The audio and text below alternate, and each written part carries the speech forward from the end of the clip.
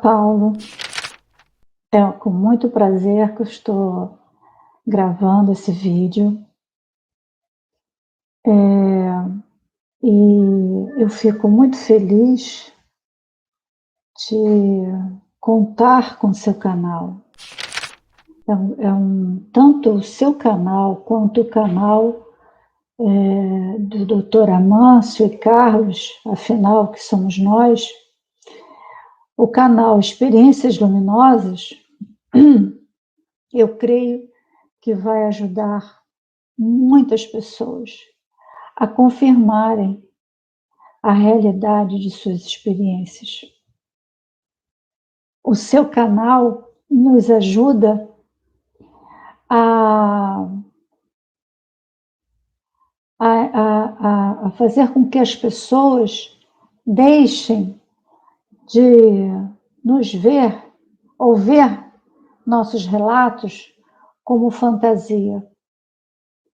E amplia também o entendimento do que seja a vida, do que é vida. Bom, mas vamos lá. Meu nome é Sônia Jobim, minha formação é em arqueologia e sou socióloga, mestre em História do Brasil, atuo como professora da rede estadual aqui em Arraial do Cabo, no Rio de Janeiro. E o que eu vou te relatar, tem bastante coisas aí, mas o que eu quero relatar tem relação. Eu vou contar 2 relatos e depois, se você quiser gravar a entrevista, enfim. A primeira está relacionada à minha infância, começou na infância. Que eu lembre, com 9 anos, 8, 9 anos, eu comecei a ter um sentimento de saudade. Saudade de um lugar que eu não sabia onde e de pessoas que eu também não sabia quem. Era saudade. Saudade de um lugar. Principalmente essa saudade vinha quando chovia, quando havia trovoadas e relâmpagos. Eu gostava muito. E passados anos, essa saudade, ela foi tomando conta do meu pensamento, me acompanhou, vamos dizer assim. E quando eu tinha uns 29 anos, eu conheci a psicóloga e parapsicóloga Ida Rossi, indicada indicada então por meu chefe, onde eu trabalhava. E com a Ida Rossi eu fiz a minha primeira regressão de memória. Nessa regressão de memória, eu me vi num lugar que me parece, até hoje, é nítida essa localização. Dentro de uma montanha, como se fosse uma cratera.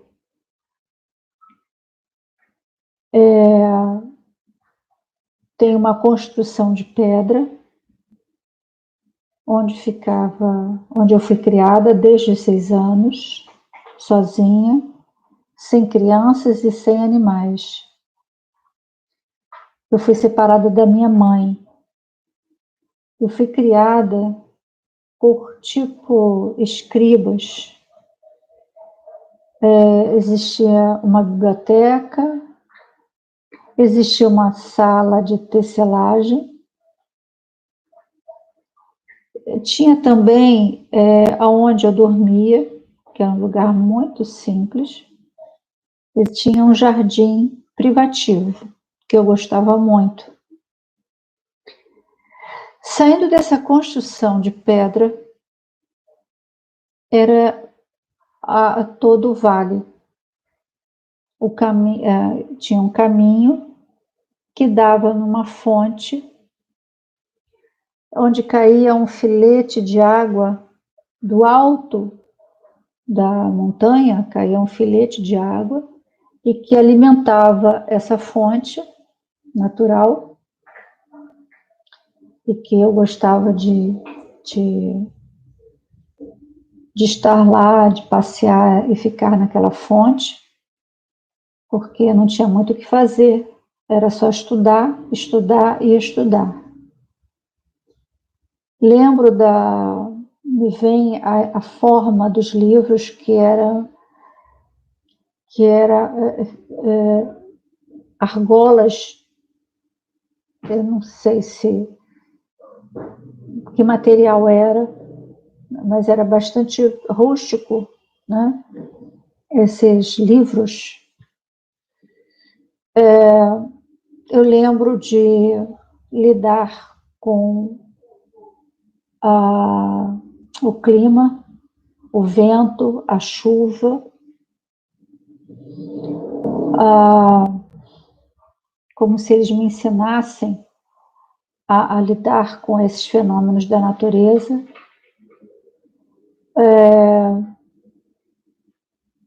Dos dois lados dessa via, dos dois lados tinham casas muito simples, feito como se fosse sapê, onde moravam as pessoas que trabalhavam na plantação, que mantinham o lugar, vamos dizer assim, como se fossem servos. Eram poucas pessoas nesse lugar, e a passagem para essa montanha tinha uma floresta, e essa floresta chegava até a montanha, e existia uma passagem, como se fosse uma fenda, por onde se entrava, e tinha esse túnel estreito, que dava então dentro dessa montanha onde eu morava. A próxima coisa que eu lembro é da minha forma, cabelos compridos, negros, um colar colorido aqui, a roupa rústica, um manto rústico, um colar colorido aqui, assim. E eu não sei o que eu fiz, mas eu fui morta com pancadas na cabeça. É o que eu lembro desse lugar e que me persegue até hoje. De alguma forma, esse lugar me marcou tanto que na regressão me veio o entendimento de que eu fiz arqueologia para tentar encontrar esse lugar.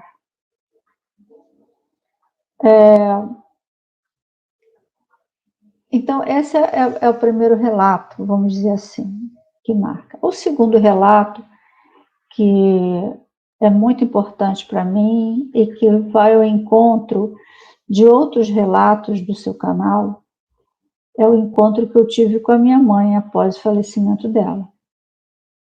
Eu sou muito ligada à minha mãe. Sou filha única e uns 20 anos antes do seu falecimento, em 10 de maio de 2012, eu comecei a ter muitos pesadelos, com medo dela morrer. Eu comecei a ter muito medo da morte da minha mãe. E num desses pesadelos, eu cheguei até a psicólogo e tudo, né? Num desses pesadelos, eu vi a minha mãe entrando num portão grande, de grades de ferro grandes, era noite, e minha mãe entrava por esse portão, e eu queria segui-la, e alguém, que eu não lembro de ver a face, alguém me impedia dizendo, não, você não, só ela vai entrar aí, você não pode entrar. E eu desesperada, vendo minha mãe entrar naquele portão, o portão se fechando, e eu acordei com a sensação de que eu não ia ver mais a minha mãe. Foram vários pesadelos. Eu comecei a trabalhar isso dentro de mim, minha mãe estava bem, né? E aquela sensação passou, aquelas sensações passou. Apesar de sempre ter muito medo de perder minha mãe, né? Até que minha mãe, em 2004, teve um AVC que não foi forte, ela ainda viveu 8 anos, conseguiu realizar sonhos importantes, mas em 2012, 2011, foi progredindo, ela foi tendo outras complicações até seu falecimento. E eu tinha a sensação de que eu ia morrer junto com a minha mãe, de que no dia seguinte eu também estaria morta. 6 dias, mais ou menos 6 dias depois, eu me vi numa pequena sala, era um corredor, tinha uma pequena sala, uma salinha, como se fosse uma salinha, 2 por 2, talvez, bem pequena mesmo. Eu lembro, tinha uma cadeira à direita, tinha uma pessoa do lado dela, devia estar com uma roupa branca, mas eu não vi o rosto. E eu vi, minha mãe estava sentada e eu falava, eu vi, ela me via, eu falei, mãe, você está bem? Você está bem, mãe? Eu quero saber se você está bem. E ela falou que ela estava ainda um pouco cansada, mas que ela estava bem. Isso durou, acho que uns 2 minutos. Foi o tempo da minha mãe falar comigo que estava bem e logo levantaram. Eu não sei se ela ficou de pé ou ainda sentada, mas levantaram ela e veio uma outra pessoa e segurou ela, cada uma segurou ela pelo braço, como a apoiando, né? E foi encaminhando ela pelo corredor. E eu fui atrás, né, e falando, mãe, mas eu não quero que você vá, eu preciso de você, eu não quero que você vá. E nisso ela foi se encaminhando pelo corredor e virou numa outra parte do corredor, à direita, e aí eu vi que ela estava indo embora, eu falei, mãe, não vai embora, não vai embora. E ela olhou para mim ainda, para trás, deu um sorriso, e eu ainda fiz, quando eu fiz a menção de ir atrás dela, segurá-la, né?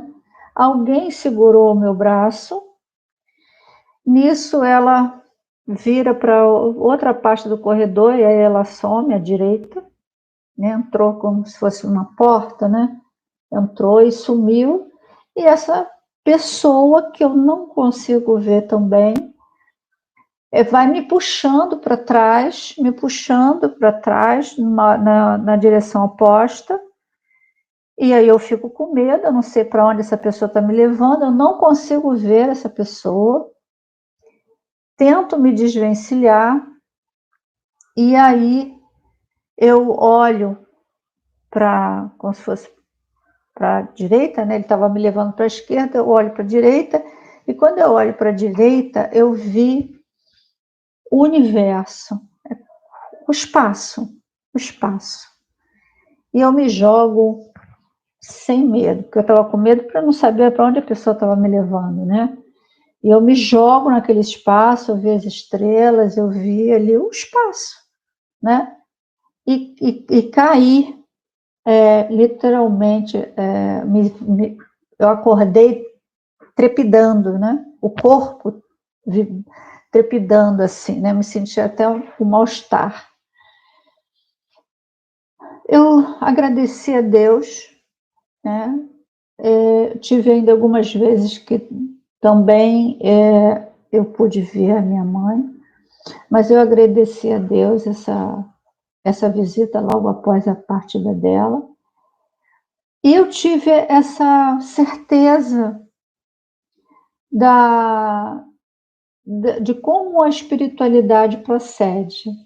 Ela atendeu o meu pedido, e não foi só essa vez, ela atendeu o meu pedido, mas eu aprendi que há regras rígidas que não podem ser rompidas e que temos que seguir. Então, eles me deram um tempo curto, tipo, você só veio aqui para ver que sua mãe estava bem. Não era para ficar ali, né? E eu tinha que aceitar isso. Eu tinha que aceitar. Isso me lembrou muito a Igreja Católica. Eu nunca tive essa visão, mas muitas pessoas falam do Deus do temor, né? O Deus da punição. Eu acho que de forma inconsciente, né? As pessoas têm essa certeza, né? De como age a espiritualidade, o mundo espiritual, né? E o título, né? É esse: Minha Outra Vida, uma Realidade. Pistas para certezas. Quando a gente entra no campo da ciência, né, a gente busca não ter certeza, não se fechar em certezas, né?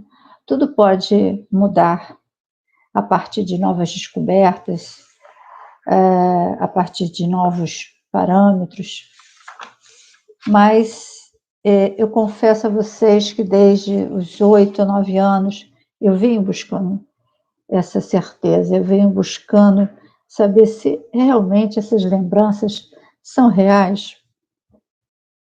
O que eu vou colocar hoje aqui são pistas de um quebra-cabeça que cada vez mais as peças estão se encontrando. O que me deixa muito feliz e me dá uma serenidade, gente, uma sensação muito boa, muito boa. Eu vou compartilhar essas pistas com vocês. Aí eu vou mostrar o desenho que eu tenho. É assim, né? Aqui. É essa lembrança que eu tenho. Mas vamos às pistas, né? Em 2000, eu tive contato com uma moça de 16 anos chamada Carla. Ela era aluna do Colégio Visconde Caiuru. E eu não lembro por que conversávamos sobre essas coisas. Mostrei a ela o meu caderno, onde eu desenhei o lugar, desenhei a moça que eu seria. E eu falei assim, pode ser imaginação, mas é uma imaginação que me persegue desde criança. E ela me afirmou bem enfaticamente, ela disse, não, isso é realidade. Esse lugar existe e é em Sacsayhuamán. Eu estive no Peru em 1997 e tive uma experiência passando pelo portal de Cusco, na entrada, né, de Cusco. Eu comecei a chorar copiosamente, dizendo que eu estava em casa. Mas nunca ouvi falar de nenhum lugar atrás de Sacsayhuamán. E depois, né, em 2000, a Carla me falou isso. Como estava em ordem, eu lembrei que aos 13 anos, o meu tio, Rafael, recebia um espírito chamado Pai Jeremias. E pai Jeremias me falou que eu iria ao Peru. Ele só me falou isso, que eu iria ao Peru. Então, eu acho também que, sabe, todos os caminhos me levavam lá.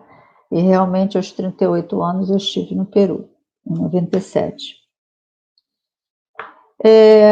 Mais ou menos há 6 anos, eu devo ter registrado isso em algum lugar, mas eu realmente não lembro aonde. Deve ter uns 6 anos. Eu sonhei que eu via o lugar. Eu subia assim como se fosse uma rampa, mas a rampa natural, né? Um monte. E chegava e via lá de cima, eu via uma planície meio fechada. E eu dizia, eu morei nesse lugar, é esse lugar. Eu reconhecia esse lugar do sonho como o lugar que eu vivi. E eu sempre falei que devia ser uma montanha. Mas, quando em 2018, mais uma vez buscando entradas na montanha e tal, eu encontrei um canal do Jamel Hilares, e depois Rafael do Matergia, não sei se é assim que fala, onde ele explora as chincanas. Eu nunca tinha ouvido falar nesse lugar. E aí, entrei em contato com o Jamel Hilares, descrevi mais ou menos a lembrança que eu tinha, e o Jamel falou, esse lugar, ele existe. Esse lugar existe. E ele falou, se soubesse mais alguma coisa, ele entraria em contato novamente. Então, depois que eu fiz meu primeiro relato ao Paulo Marcos, eu voltei a pesquisar, voltei a procurar essas imagens. E o que eu vou mostrar para vocês são imagens que me emocionam, porque são imagens exatamente que eu me lembro.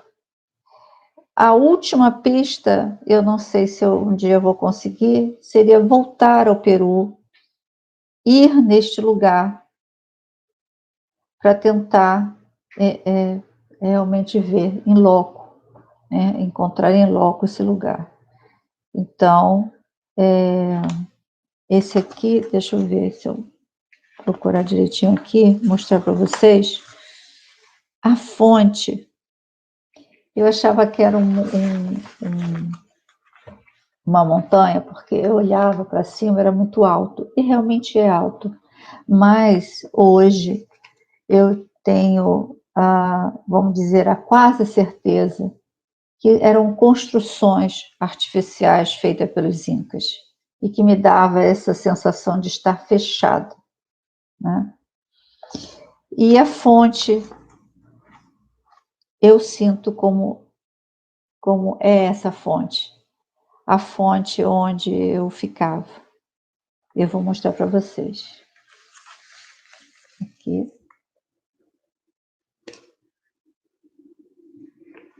E aqui era um pequeno laguinho, tá? Então era um veio de água, né?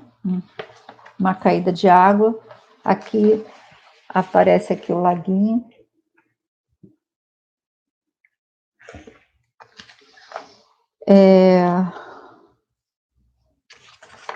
E as construções, elas... Aqui também tem uma outra que me... olha, o lago, tem a escada aqui, e aqui as construções, tá vendo? Só elas eram muito mais altas que isso. Eu tirei do vídeo, né? Várias tomadas. Ó. Aqui, o pátio. Que leva à fonte. Aqui, pátio. Eu sinto uma familiaridade intensa quando eu olho esse local. É muito forte. E uma coisa também que eu tinha na minha lembrança era o riacho, que teria um riacho próximo. E tem um riacho. Tem um riozinho aqui. Tem um riozinho.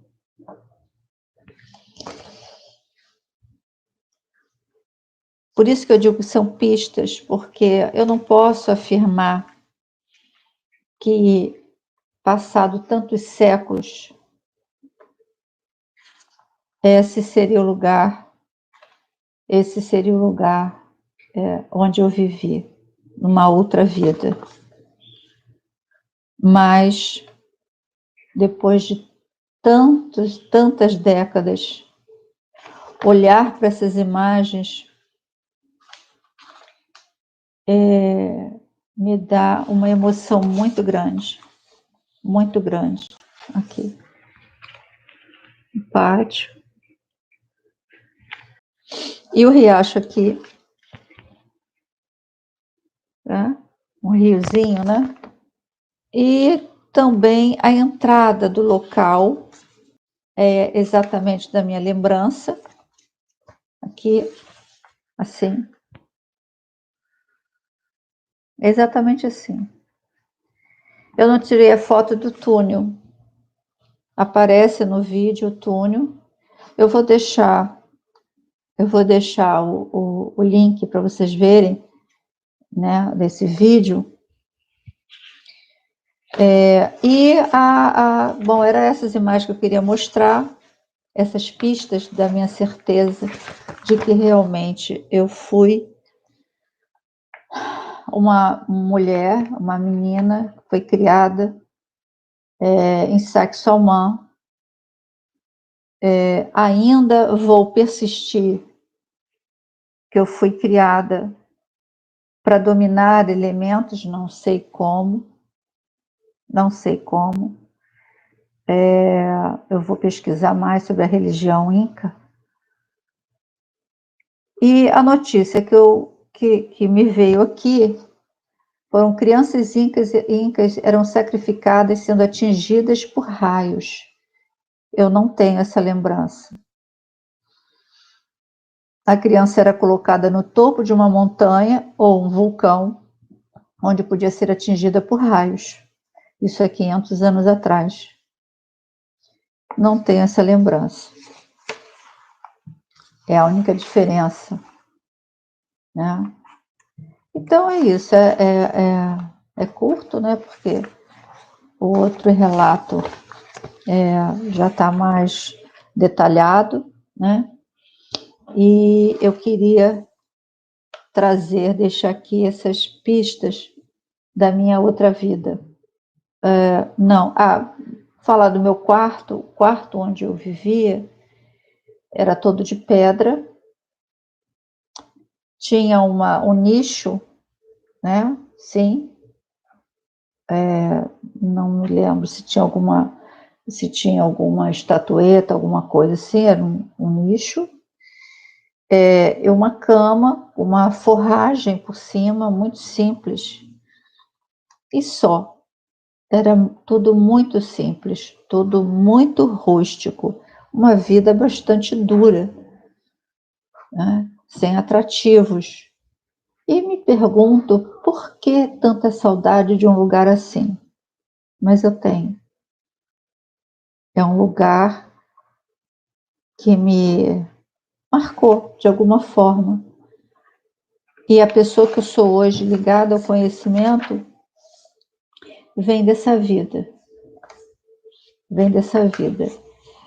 É como o Paulo falou, talvez eu tenha sido interrompida. E nessa vida eu busco terminar o que eu nasci para fazer. Eu não sei. É isso.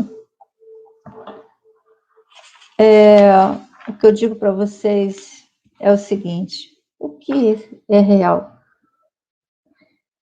Qual é a certeza da vida? Aquilo que a gente vive concretamente essas lembranças que às vezes surgem.